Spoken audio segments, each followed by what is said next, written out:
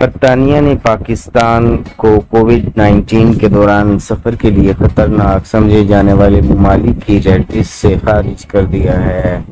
سفری پابندیوں میں نرمی کا اطلاق 22 ستمبر کو پاکستانی وقت کے مطابق صبح 8 بجے سے ہوگا، اور اس نرمی کا مطلب یہ ہے کہ پاکستان سے جانے والے مسافروں کو اب ہوٹل میں قرنطینہ نہیں کرنا ہوگا۔ اس بات کا اعلان پاکستان میں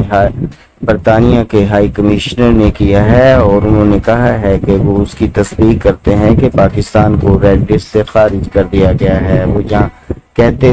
ہیں کہ 5 ماہ پاکستانیوں کے لیے بڑے مشکل تھے۔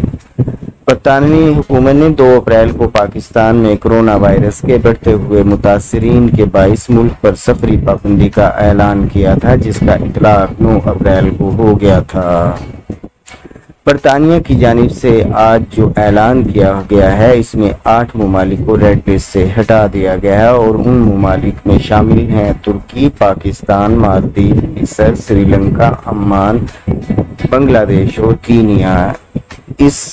اور یہ ممالک جن پر سفری پابندیوں میں نرمی کا اطلاق ہوا ہے 22 ستمبر سے نافذ ہوگا۔ انگلینڈ لوٹنے والے مسافروں کو اگر ویکسین کی دونوں خوراکیں لگ چکی ہیں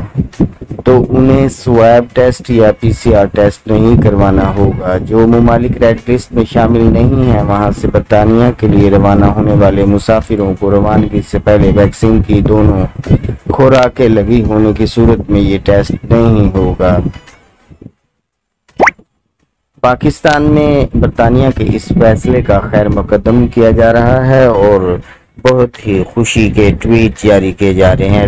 ریڈ لسٹ میں شامل ممالک سے برطانیہ آنے والے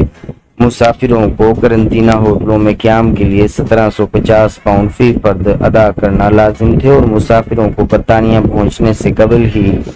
بکنگ سسٹم کا استعمال کرتے ہوئے قرنطینہ ہوٹل میں کمرہ پہلے سے ہی بک کروانا پڑتا تھا،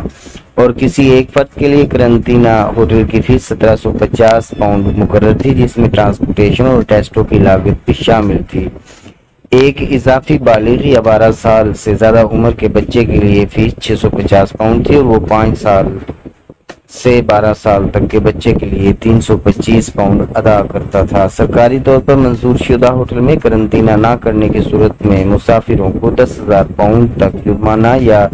10 سال قید کا سامنا بھی کرنا پڑ سکتا تھا۔ برطانیہ پہنچنے پر ان مسافروں کے 2 قرنطینہ ٹیسٹ دوسرے اور 8ویں دن کیے جاتے تھے، جن کی فیس 210 پاؤنڈ بھی مسافر خود ہی ادا کرتے تھے۔ ان میں سے کسی ٹیسٹ کے مثبت آنے کی صورت میں بھی مزید 10 دن قیام کرنا لازم تھا، جس کی اضافی فیس کسی ایک فرد کے لیے 152 پاؤنڈ فی دن، جبکہ ایک اضافی بالغ یا 12 سال سے زیادہ عمر کے بچے کے لیے 41 پاؤنڈ فی دن تھی، اور 5 سے 12 سال تک کے بچے کے لیے یہ فیس 12 پاؤنڈ فی دن مقرر کی گئی تھی۔